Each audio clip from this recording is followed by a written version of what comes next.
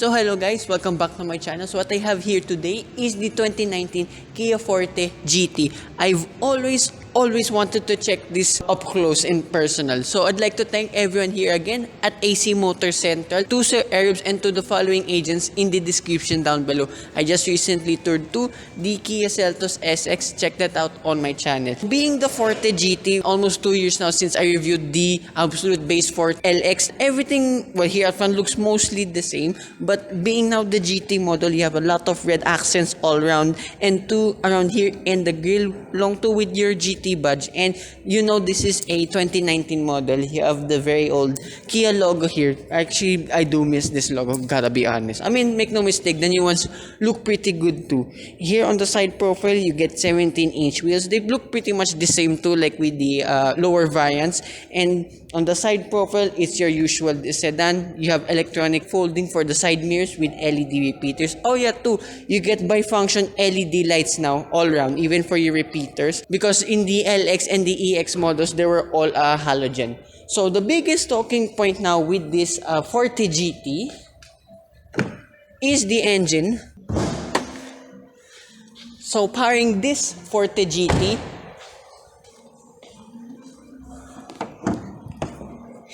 oh, spicy. So this is a 1.4 liter turbocharged 4-cylinder engine that produces 204 horsepower and 265 newton meters of torque. And this one now is mated to a 7-speed dual clutch transmission. So it has the same displacement like with the lower variants, but albeit now with a turbocharger. So 204 horsepower.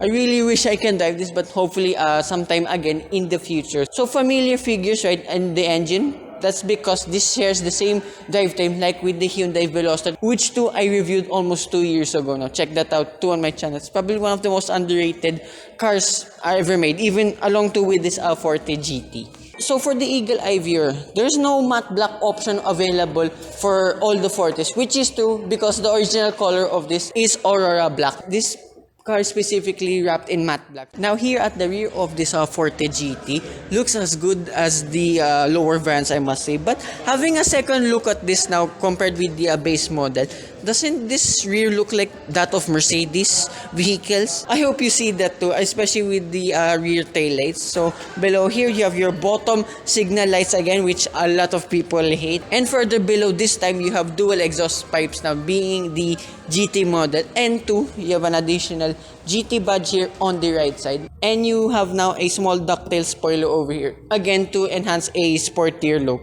So open this boot up now.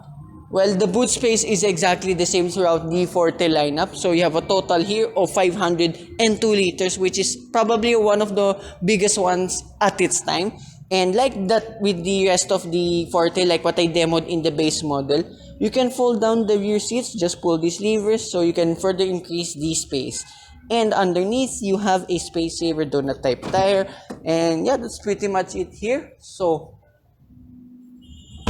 let's check out the interior, where actually there are a lot more changes now compared with the lower variants.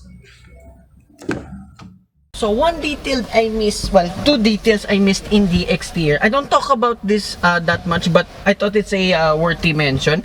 So in the rear of this Forte GT, compared with the rest of the vans, this is now equipped with a multi-link rear suspension compared to the torsion beams. So I expect the ride of this to be much more comfortable and way more sportier at the same time. So hopefully, fingers crossed, sometime in the future I'll get my hands to drive one of these. So this is the interior of the Forte GT. It's somewhat the same, yet again it's different at the same time, because being the GT van, there's a lot more oomph here in the interior. So here in the door card, same layout, plastic here and there, but for the pads here for your elbows, it's all leather now, along too with red stitching that carries throughout here in the interior. So biggest change here in the interior too are the seats. These are GT sport style seats now with a lot of bolstering, as you can see, and there's a very nice touch with a red GT logo embossed in the seats. And solely for this Forte GT compared with the other vans, everything here is electronic adjustments for the seats. Driver's side only, mind you, because here in front, yeah, it's manual, sadly. But anyways, that's just a very small nitpick of mine. So you all know me, I do love the Forte, well, Fortes in general. I did love the base model. Here in this GT, just feels a little bit more special. I mean, everything's much more sportier here. Yes, there's just few drawbacks here and there, but it's just small things only. And I just saw there's a GT badge here on the steering wheel. This is as well a bit of a flat bottom style. And two, you have paddle shifters. Very good with that. And I wish they bring in the new Kia Forte 2 here in the Philippines. I did say that in my first review to these are one of the most underrated sedans here in our market. And thank God still AC Motor Central still have the last ever Forte GT here in stock. So back here on the left side, despite being the GT top of the line model, yeah, there's a lot of blank buttons still, but at least you have for your instrument cluster brightness and for your electronic stability control. Wait, you can correct me in the comments down below. I'm not sure if it's for the headlight level adjustment. So again, you can correct me. So here in the middle, you have your usual tachometer and speedometer, the classic Kia font, and you have a small TFT display right in the middle, which displays all of your important information only. And here you have your 8-inch infotainment system equipped with Apple CarPlay and Android Auto. It's the old Kia layout, same like with the base model Forte LX. Still very easy to use, and you only have a reverse camera, but you still have very decent quality. And as you saw in my first review, and as you saw in my LX review, I did love driving that vehicle. So easy to maneuver here and there, even though this is somewhat a long vehicle, but at least you still have a reverse camera, which will come in handy. So cannot wait on how this will be a beast to drive. So back here in the steering wheel, you have a lot of buttons here for your phone connectivity buttons, and on the right side, cruise control buttons, and further below the infotainment system, you have physical buttons. And now being the GT, the entire dashboard here now is squeegee material. It's no longer plastic. Still nice to the touch. And glove box, there's a light inside. Good, it's big. And then back here below the buttons, you have your air conditioning vents, and then way further down, you have your air conditioning controls along with your engine start stop button. Way further down, 2 cubby spaces, but even the pads here are squeegee. And then you have a 12-volt socket, a USB port, an aux cord, 2 USB ports, mind you. Weirdly, 2 USB ports, but I didn't cover the other one anymore. Anyways, so around in the gear shift, again, a lot of blanks, but you have your parking sensor button and your driving modes. So it says here Eco, Comfort, and Smart only. Where's Sport mode? This is a Forte GT. Relax, I found it. You just shift the gear lever to the left. That's how you engage Sport mode. But I know you can mix it again with the drive modes. So I assume that's only for the transmission tuning to if you want to save fuel or go on all-out attack. So further behind, you have 2 cup holders, a manual handbrake. I forgot all about this manual handbrake. I miss you.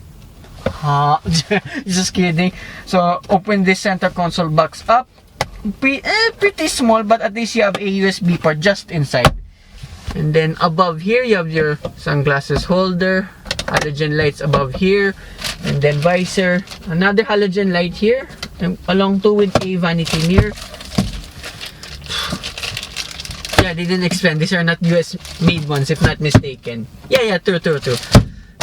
So exclusive to for this Forte GT, this is equipped with a 4+2 tweeter speaker setup. Yeah, I did mention, be honest, only in the Forte LX. I wish the speaker quality was just a bit better, but that's the base model anyways. So yeah, that's about here in front of this Forte GT. Let's check out the rear seats.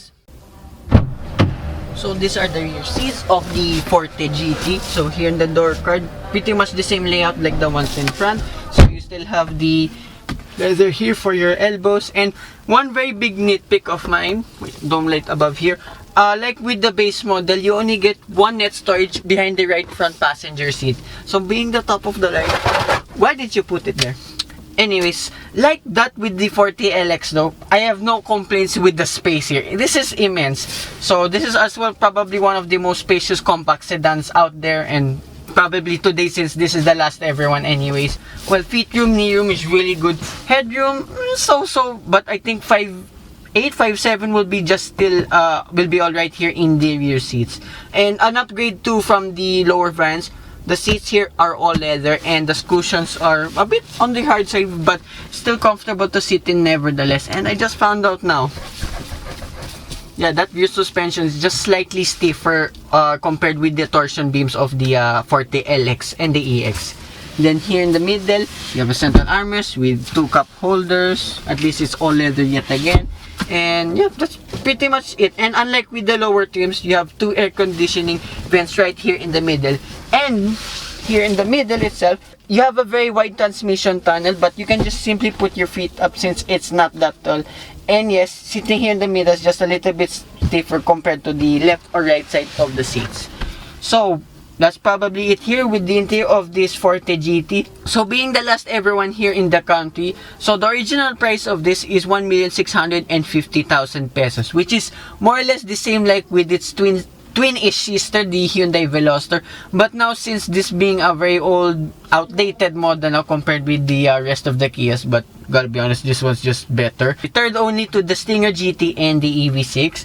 So yeah, being a 2019 model now, there's a huge discount at 161,000 pesos. So this retails now at 1,489,000 pesos. So 204 horsepower, almost 1.5 million pesos.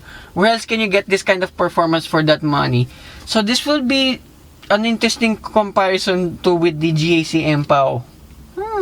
Pretty interesting. So I know for sure this will be better, not just being honest only, than the current Civic RS. But that'd be an interesting compare with the MPAO GE if ever, because both cars are dual clutch transmissions, but this has way more power.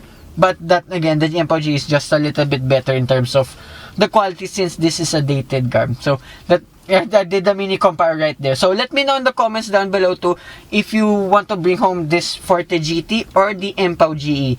So that concludes my walk-around review of this last ever Forte GT. I'd like to thank everyone here again at AC Motor Central, to Sir Arabs, and the assigned SEs in the description down below.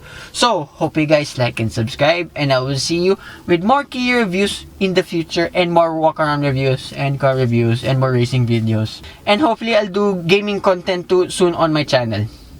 Bye bye.